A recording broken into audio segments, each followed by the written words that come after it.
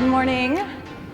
Okay, Nithee has graciously said that I can call you T. Yes. Laura, we go way back. We have 30 minutes this morning to talk about a topic that has definitely not a new topic. Companies been asking for decades how to accelerate travel.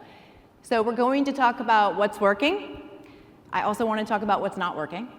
And we're going to see what we can discern about countries that are working together, but also competing for the same travelers and their tourism dollars. So I want to first talk about this notion of competition. And I want you two to first check me on this. Check my history. Am I revising history? We heard Rafet talk about everything has changed now. We're in a new era. But is the competition for tourists now greater than it ever was in the past? Start from me. T, why don't you start us off? In terms of changing about the tourism industry, before the people, they believe in the national NTO or travel agent, but now they change to travel by themselves, like a FIT. So they find the information by themselves in the internet, or some influencer who become the travel influencer, right? And they arrange the travel by themselves to about the booking hotel or airline, something like that. So we have to change the way to promote our tourism. Mm-hmm. And of course, Thailand, we used to be like the affordable destination, but we try to change to the high quality tourist destination to promote like the quality and the convenience, and of course the safety for Thailand. I want to talk about how Thailand is changing in a minute. Laura, if you could just touch upon this topic of competition. OTAs, I suppose you don't have as much to worry about, because as long as people are traveling, OTAs will win. But what about this notion of competition for travelers these days? I think it's just intensifying, consistently intensifying. To Kunti's point, it's now how people are traveling means that there's a different way that we need to attract them. The number of travelers certainly is growing. The number of countries that are traveling, India, for example, is a country that traditionally travel very domestically, now wanting to travel externally for multiple reasons. So there's a new type of traveler to capture, there's a new type of way that people are traveling, to Kunti's point. It's no longer guided, it's now independent, and so competition is fiercer in that sense, I think. Okay. I want to talk about what's working, and I think the most obvious place to start is White Lotus, and I think we'll hear about this multiple times throughout the day. But this concept of using TV, movies, not new. We saw this with New Zealand, with Lord of the Rings. I mean, it goes back even farther. I was reading this week about how actually Jaws, the movie Jaws, brought a lot of tourism to Martha's Vineyard. And if you think about that, you probably, if you're a beach destination, that's not the type of movie that you probably want coming. But we've seen this for many years. But now White Lotus, its own powerhouse. So T, I want to talk about that. Is this an opportunity that comes to you, or is this something that you actively recording for months, possibly longer, to get a show of that caliber to film within Thailand? Yeah, I found that after the movie on in the platform, the number of searching about Thailand, especially Samui, is the location of the hotel, and Phuket and Bangkok, it's increased a lot. And Thailand try to continue in terms of promoting Thailand to follow up the we call the jet setting, who like to travel along to follow the movie. So they we promote in many countries, like in USA and around in Europe, for the people who want to come and visit the movie location, right? But did you have to work to get? Did you have to? But what was happening behind the scenes? What was going on? Not only the one movie that promote Thailand, right? Because nowadays many movies from around the world shooting in Thailand. Yeah. It's not the one. And the special thing I found that after the movie is on in the platform, or the actor, they post in the social media about Thailand during the shooting in in Thailand in that period, about the Songkran, about the location that they have experience in Thailand during their shooting in Thailand. So become more effective than the movie. Because the actor themselves, they said they very happy during their stay in Thailand. Did you watch the show? Did you watch it? Yes, already. Did you think it was a Do fair? you want me to talk about the end scene? No. But did you think, the thing about this is when you do a tourism campaign as a tourism authority, you're in control of the narrative. You're not necessarily with something like this. Did you think it was a fair depiction of Thailand? Were you concerned about any portion of it? Yeah, one thing many people talk about Lisa, right? She's one of the actors there. So we use many, we call pop culture or soft power to promote Thailand. Not only the movie, also the music. And we have many music events around all year round, like a Rolling Round or Summer Sonic and Wonder Fruit, something like that. Or many musicians, they come to have a big concert in Thailand. So, and also another kind of sport event also, Okay. not only the movie. Laura, what does booking say to show about the power of TV? Oh, it's huge, and it's just increasing. The more that accessible destinations become, the more that destinations, I think, want this type of appeal because it's not coming from you, it's coming from something independent. So definitely, we saw over 300% surge for Koh Samui in the searches in that first week of the first showing. So we expect that to continue. And I think, to your question, Monica, it's whether or not governments go and seek it now with the powerhouses like Max, HBO, and Netflix. Do you actually go and ask for this type of destinations to be filmed, or is it just, oh, we got lucky and this promotion is now here? So I'm also curious to see what happens next, because I think the power of it is getting stronger and stronger. And like you say, it's not just the show, then it's the social impact after. So I'm also curious to see what other countries actively go and build on this. Yeah. But, there's another side of this, though, because we've seen this trend, the set jetting trend, as they call it. It can work against you, and that has actually happened for Thailand. So we saw 2023 a couple of Mandarin movies, not fictional movies. One of them not even naming Thailand, but having a considerable effect on Chinese travelers and their feeling of security coming to Thailand. So I want to ask you, T, about that. What is the Tourism Authority doing right now in order to try to woo back the Chinese traveler? Well, we're seeing many saying they're not sure about their safety in Thailand. Right. If we talk about the China market, we have to understand that one thing, the tourist structure already changed. Before COVID, most of the tourists, they come with a travel agent around 70 or 80%. But after COVID, the tourists become like FIT for China market around more than 50% or around 60%. So many of them came from the major city, the one who have a high spending and were educated. But if we talk about the rumor, of course, when the China market, they popular for Thailand, also from the movie, The Lost in Thailand. But there are some movie they talk about the new movie and talk about, of course, some problem around Thailand. Also create the rumor about Thailand. So we try to make a clear understanding about Thailand, about the safety, right? We have planned to coordinate with the big search engine in Thailand, in China, like Baidu, to create the content about the safety in Thailand, and also show that Thailand is still normal and welcome for everyone. Like this event also very good proof, right?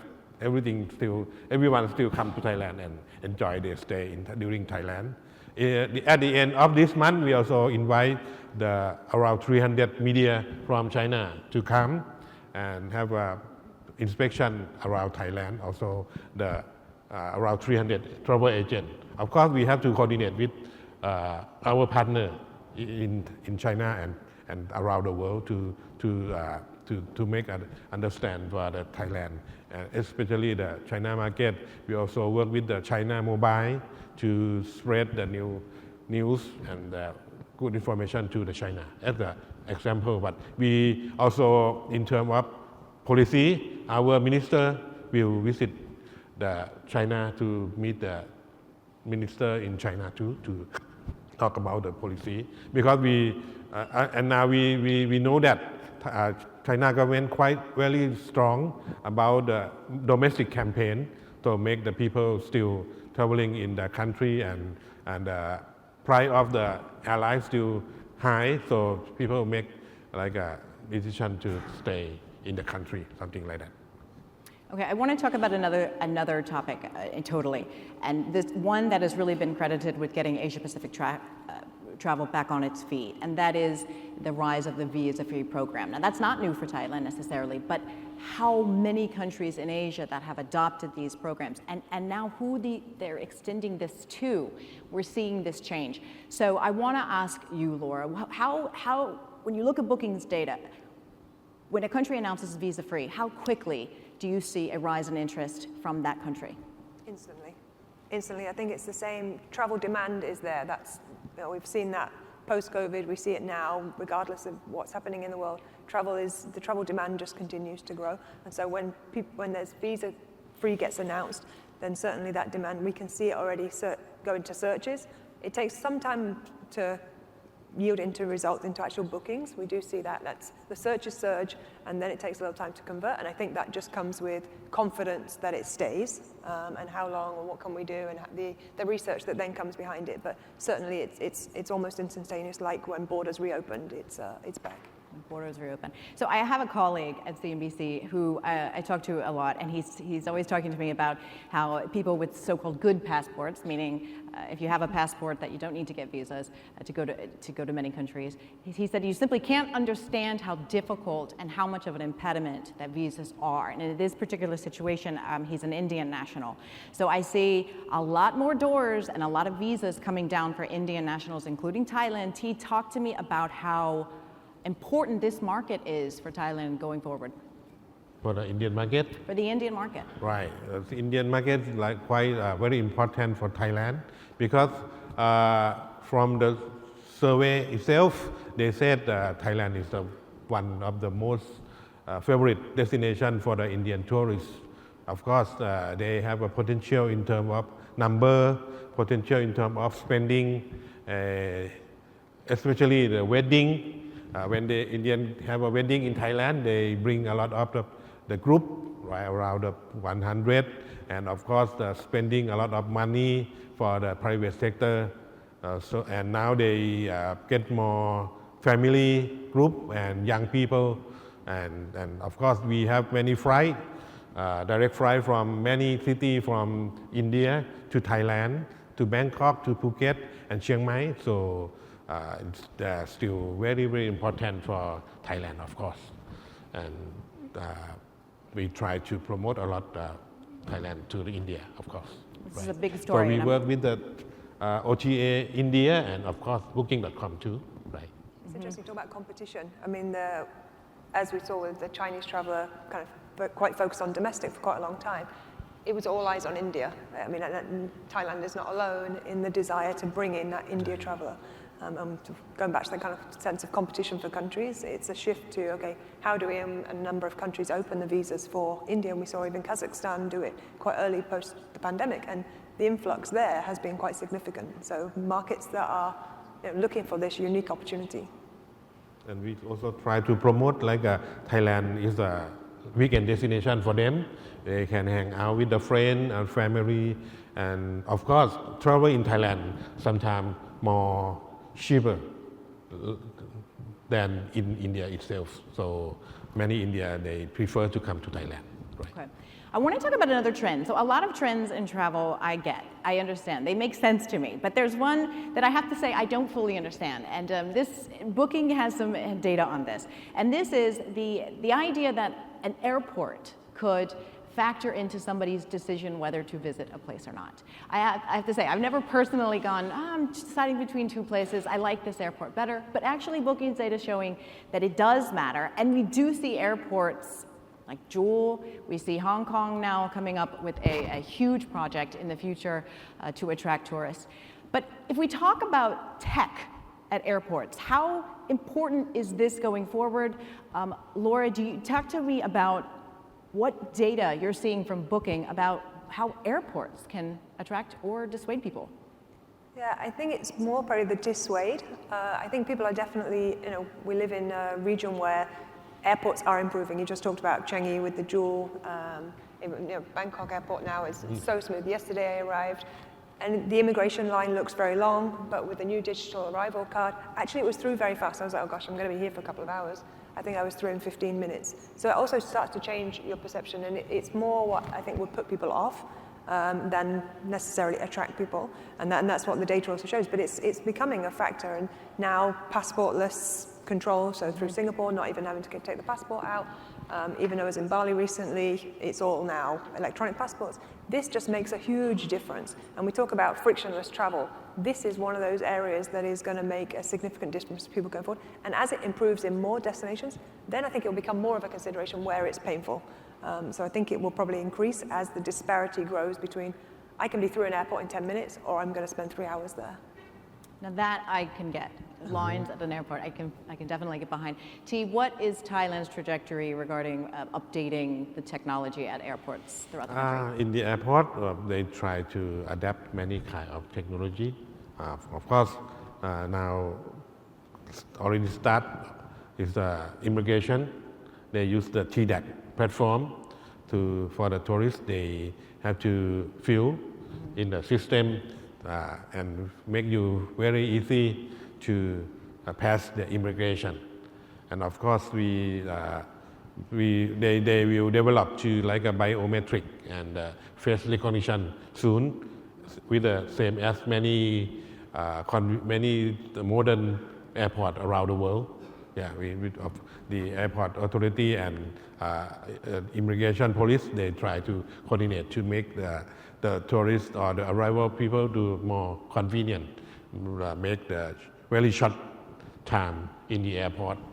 And also we provide like a tactile platform to combine all the destination and very easy to use to go around Thailand, and like for the cashless, no need to use the money already. Also the wallet, and soon we have a tourist wallet, more easy for the tourists. When they traveling around Thailand. So I want to talk about strategies. So, it wasn't that long ago, a lot of Thailand especially, you have beautiful islands. People just come.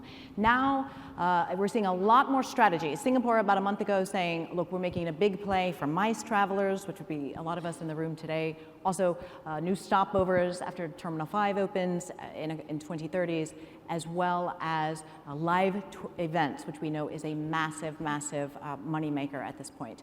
What is Thailand's playbook heading into the next 10, 15 years? What exact tourists are you wanting to attract? Okay, to attract the high quality tourists, we try to try to gain more quality tourists from around the world. The quality tourists is not only mean that they spend a lot in Thailand or stay longer in Thailand, but they have to concern about the environment and care about the local community. So we promote them with the 5 must do in Thailand. Not force you to do anything, but like a guide for you when you come to Thailand. If you don't know what to do, we have 5 things to recommend to you. The first thing, you must taste. Taste, it means the food. You have to try many kind of food, right?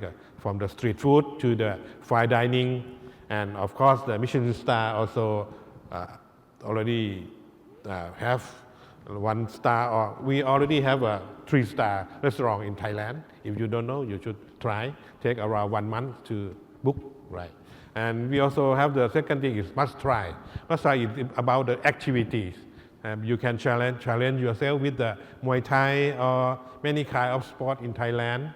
And the third one is must buy. Of course, when you come to Thailand, you have shopping. We are one of the heaven of shopping for the tourists. You can buy the souvenir or local craft or local handicraft. And the fourth is must see. Let's see, it's like a Thai performance or Thai festival around Thailand. The most popular is Songkran or Water Festival in the in the April, or Loi Krathong in the November. And the last one is a must seek. You have to go around Thailand to the lesser known destination to find the hidden gem city or the unseen place that you never seen in the other place before. That will satisfy yourself in Thailand. And of course, the Thai hospitality will be the most important to make the tourists come back again. Many of them said that. Not only the attraction, but it's about the Thai behavior and Thai people, Thai hospitality, that they come back. What about wellness? You know, I'm seeing MasterCard Economics Institute releasing a report earlier this week saying 3 countries ahead of the curve here: South Africa, Namibia, and Thailand. But wellness isn't exactly what it used to be, right? It's not just having a spa at the hotel. Laura, talk to us about the idea of longevity travel, which I'm still trying to really understand how this works. What do we know about what travelers are doing now in terms of wellness? Yeah, and we've seen this trend percolating over the last few years. So pre-COVID, it was very much traditional wellness. I go to a nice resort with a spa, maybe it has an organic restaurant. And then post-pandemic, it really became about mental wellness, well-being. So I want to go and really switch off. So maybe it's a different type of retreat. Now we're really seeing it, and I think Dilip talked about it earlier around what they've got even here in Antara. And it's more about that kind of longevity. How am I going to extend my health, my well-being? So it's actually now it's well beyond massage therapy, or it's clinics, it's physicians, people are coming to say, okay, actually I want to get a full scan. Tell me how I am, what's wrong with me, what can you prescribe me? I'm getting intravenous drips. So it's really shifted, and that longevity means that I actually recognize the importance of my health, and I'm putting that as a priority. So when I have time, I will prioritize that over just, I want to sit on a beach and have a massage and I already feel better. One thing we definitely know about travel right now is that it's no longer a numbers game. It's no longer just bragging rights about how many people come through your border, correct? And so we are seeing rudimentary people talk about quality over quantity, which is a rather blunt way of saying it. But when you do make a play for this strategy, your costs typically will go up, correct? You are now courting a more affluent traveler. So we are hearing a lot of chatter about Thailand becoming more expensive now. Right. Maybe we have to change the consumer attitude about this, because Thailand try to getting more high quality destination. And of course, the cost of living now is a little bit going up, right? And Thailand already have a quality product and service, and of course the price is increased. We can ask all the private sector nowadays, they quite really happy because of the price, because they don't have to cut the price to gain more quality number of the tourists, but they can select the quality tourists to their place. So nowadays, if we can see the statistic, even though we see the number of tourists a little bit go down, but we found that the revenue income of Thailand about tourism a little bit increased around 15 and 20%.